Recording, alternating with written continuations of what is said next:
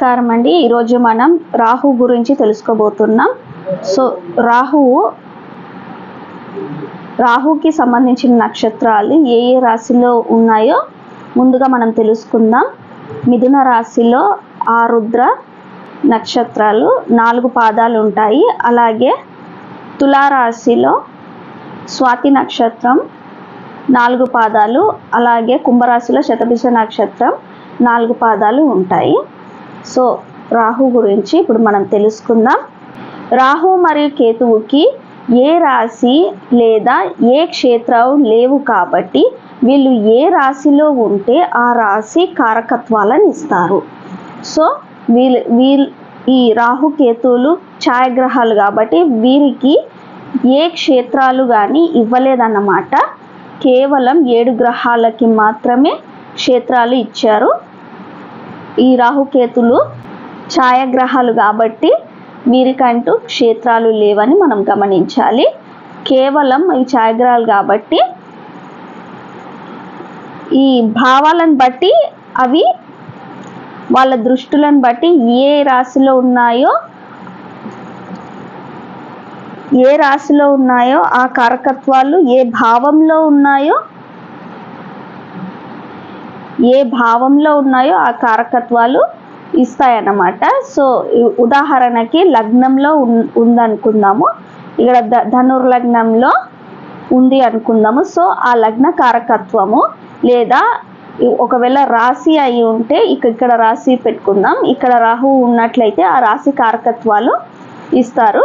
లేదా భావం అయితే 4వ భావంలో ఉన్నట్లయితే ఆ భావకారకత్వాలు అనేది ఈ రాహుగ్రహం అయినా సరే కేతుగ్రహమైనా సరే ఈ కారకత్వాలని ఇస్తాయని మనం అర్థం చేసుకోవాలన్నమాట. నెక్స్ట్ వచ్చేసి శనివత్ రాహువు, కుజవత్ కేతువు. శని ఎంత రిజల్ట్ ఇస్తాడో రాహువు అంతే బలంగా రిజల్ట్ ఇస్తాడు. అలాగే కుజుడు ఎంత బలంగా రిజల్ట్ ఇస్తాడో కేతు కూడా అంతే బలంగా రిజల్ట్ ఇస్తాడని మనం అర్థం చేసుకోవాలి. సో ఇక్కడ రాహుకేతులు అనేది సర్పాలని మనకు అర్థమవుతుంది, మనకు తెలుసు. సో ఇక్కడ సర్పాలలో తలను రాహుగాను అలాగే తోకను కేతువుగాను తీసుకుంటారు. సో ఇక్కడ 4th పాయింట్ వచ్చేసి రాహుకి విపరీతమైన కోరికలు ఉంటాయి. అలాగే కన్ఫ్యూజన్ అనేది కూడా ఉంటుందన్నమాట. ఒకవేళ రాహువు లగ్నంలో ఉన్నట్లయితే కన్ఫ్యూజను, విపరీతమైన కోరికలు అనేది ఉంటుంది. అలాగే ఇక్కడ కేతుని కూడా చూసినట్లయితే స్పిరిచువాలిటీ, భక్తి అనేది ఉంటుంది.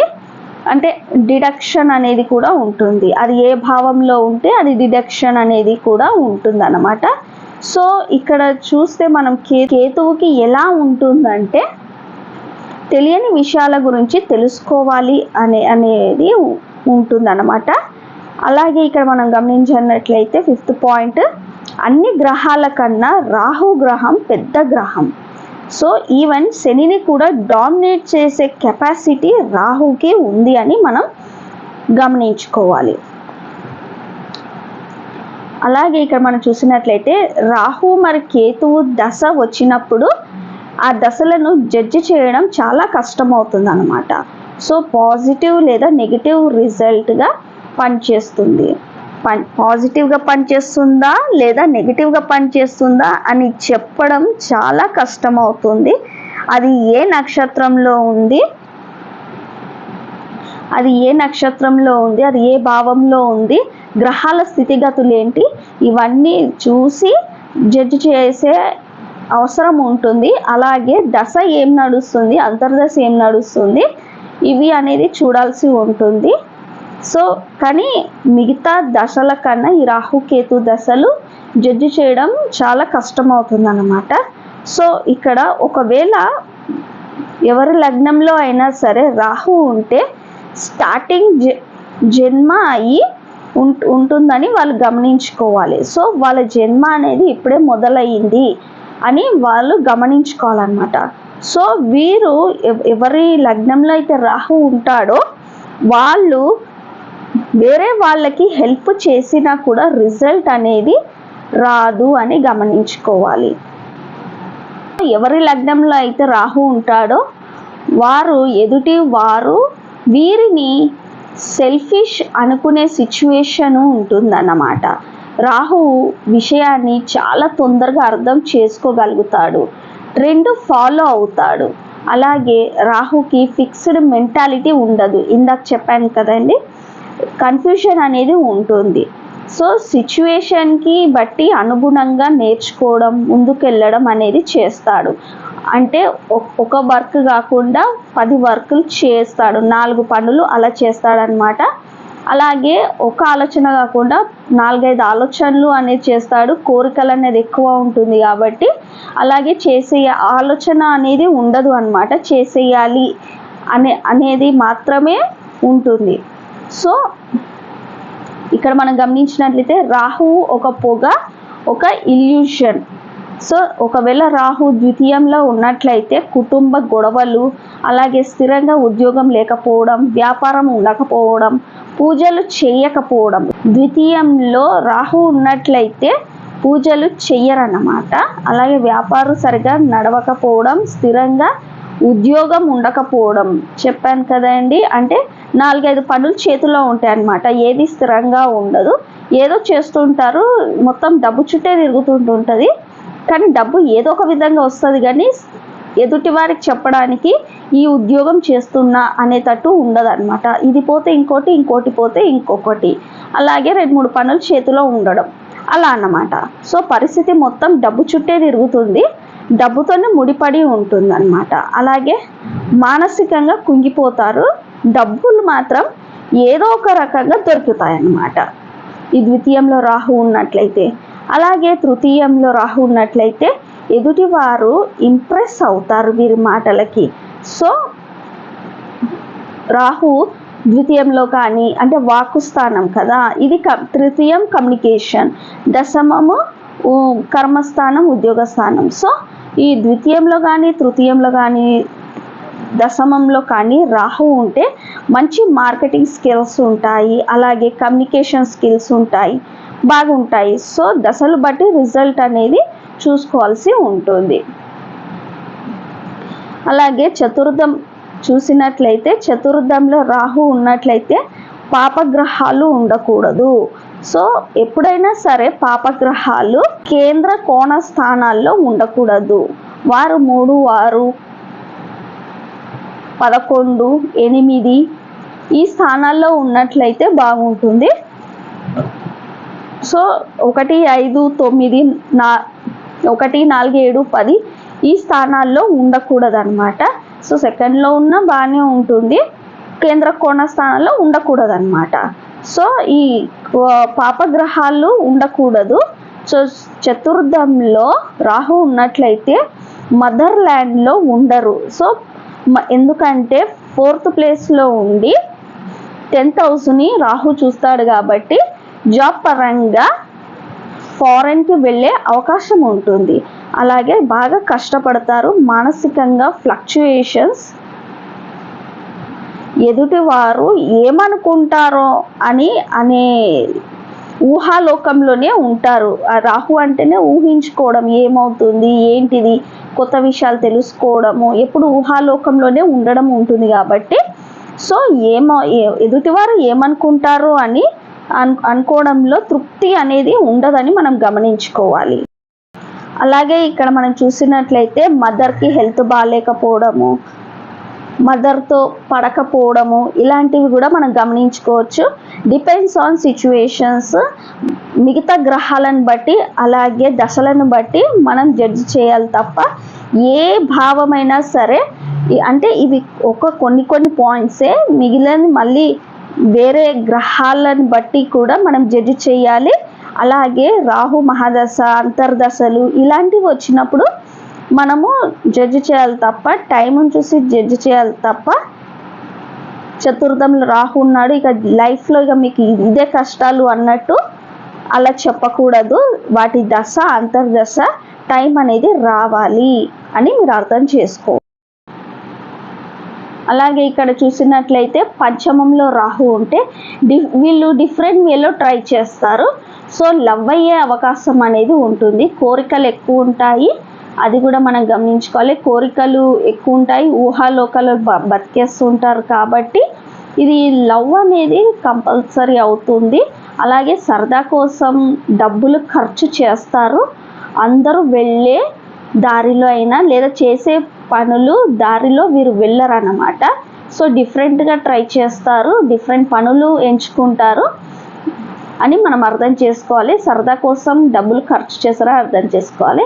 అలాగే ఆలస్య సంతానం అనేది కూడా ఇక్కడ మనం గమనించుకోవచ్చు. అంటే డిపెండ్స్ ఆన్ దశ, అంతర్దశ మరియు గ్రహాల స్థితిగతులను బట్టి మనం చెప్పాలి తప్ప పంచమంలో రాహు ఉన్నాడు మీకు ఆలస్య వివాహం అవుతుంది అని మనం చెప్పడానికి వీల్లేదు.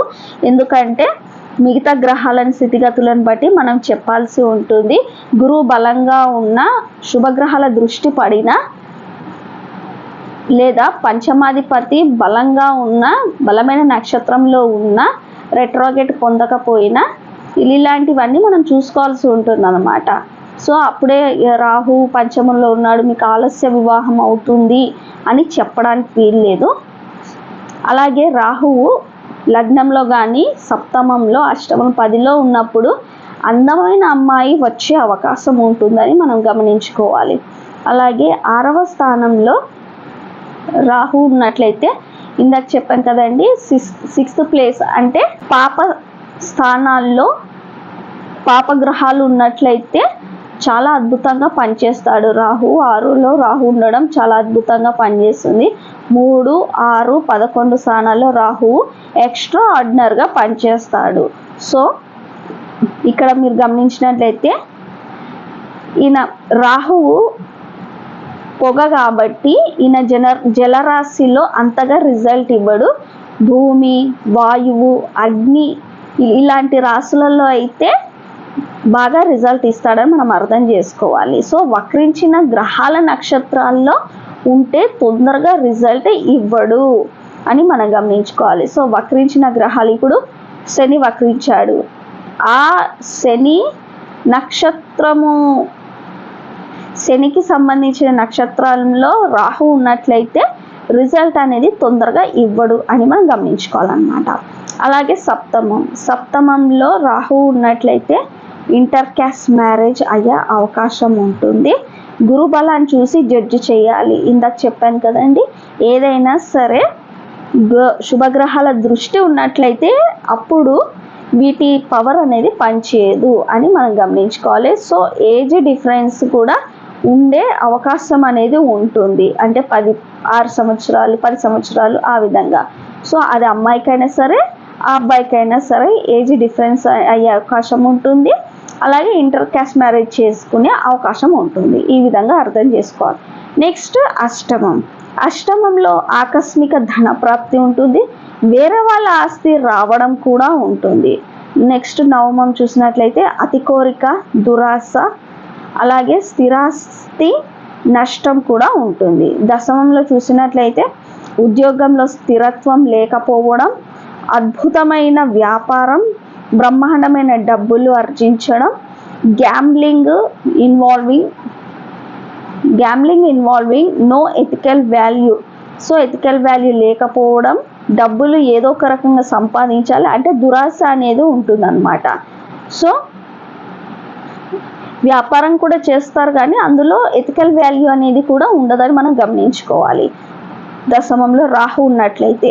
సో ఇక్కడ రాహు ఉన్నాడు దశమంలో, ఇక వీళ్ళకి ఉద్యోగంలో స్థిరత్వం ఉండదు, వ్యాపారం చేసినా కూడా ఎథికల్గా ఉండదు కాదు. ఒకవేళ శుభగ్రహ దృష్టి ఉన్నట్లయితే అప్పుడు దీని పవర్ అనేది తగ్గుతుందని మనం అర్థం చేసుకోవాలి. సో ఏకాదశంలో గ్రహాలు ఉన్నట్లయితే, ఏకాదశంలో రాహు ఉన్నట్లయితే కోరికలు ఫుల్ఫిల్మెంట్ అవుతాయి. అలాగే ద్వాదశంలో రాహు ఉన్నట్లయితే దశలలో బాగా పనిచేస్తాడు. వేరే గ్రహాలతో కలయిక ఉన్నట్లయితే ట్విస్ట్ అనేది ఉంటుంది. ఆ దశల పరంగా మనం చూసుకోవాలి. సో 12లో రాహువు ఫారెన్ ఛాన్సెస్ అనేది ఎక్కువగా ఉంటుంది. మరియు శని కలయిక ఉన్నట్లయితే 12తో కనెక్ట్ అయితే ఫారెన్కి వెళ్ళే ఛాన్స్ తప్పకుండా ఉంటుందని మనం అర్థం చేసుకోవాలి. ఇక్కడ మనం చూసినట్లయితే రాహువు గారడీ చేస్తాడు. మెజిషియన్ రాహువు ఎవరి చాట్లో బలంగా ఉంటే ఎదుటివారు చేసే మోసాన్ని పసిగడతాడు. సో ఇక్కడ చూసినట్లయితే 3, 6, 10, 11 ఈ స్థానాల్లో ఉన్నట్లయితే వీళ్ళ మాటలకు వీళ్ళ ఇన్ఫ్లుయెన్స్ అనేది ఎదుటి వారిని బాగా చేస్తాడు అనేది మనం అర్థం చేసుకోవాలి. మాటల గారడీతో వాళ్ళు చేసే పనులను కూడా మెజిషియన్ ఎలా అయితే కళ్ళ ముందు కనికట్టు చేస్తాడో ఆ విధంగా అన్నమాట. సో ఇక్కడ చూసినట్లయితే వక్రించిన నక్షత్రాల్లో రాహు ఉంటే రిజల్ట్ ఇవ్వడు, అది ఇందాకని తెలుసుకున్నాం. సో ఇక్కడ మనం చూసినట్లయితే గ్రహాల కలయిక గురించి నేర్చుకుందాం. సో రవి రాహువు కలిసి ఉంటే ఇప్పుడు ఏ భావంలో అయినా సరే రవి రాహువు కలిసి ఉన్నట్లయితే ఆ భావాన్ని బట్టి పరిస్థితి అనేది మారుతుంది, కారకత్వాలు అనేది మారుతాయి.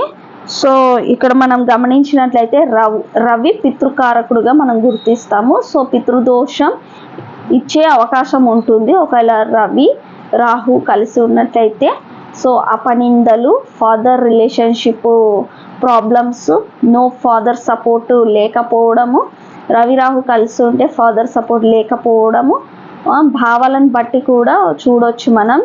లైక్ 4th house, 5th, 2, 7, 10 ఇలా అన్నమాట. సో చంద్రరాహు కలయిక. సో ఇక్కడ చూసినట్లయితే చంద్రుడు మనస్కారకుడు, రాహు అతి కోరికలు. సో వీళ్ళ ఇద్దరిది కుదరదన్నమాట. సో మానసికంగా చాలా బాధపడతారు. ఏ భావంలో ఉంటే ఆ భావం అనేది పాడవుతుంది అన్నమాట. లైక్ 2nd భావంలో అయితే కుటుంబ గొడవలు ఉంటాయి. 4th house అయితే మదర్తో రిలేషన్షిప్ పాడవుతుంది. ఈ విధంగా మనం అర్థం చేసుకోవచ్చు. అదే 10th హౌస్లో అయితే ఉద్యోగంలో గొడవలు అనేటి ఈ విధంగా మనం అర్థం చేసుకోవాలన్నమాట. ఎందుకంటే చంద్రుడు అనేది నెమ్మదిగా మనసుకు సంబంధించిన వాడు. ఆ మనసుకు సంబంధించి అతి కోరికలతో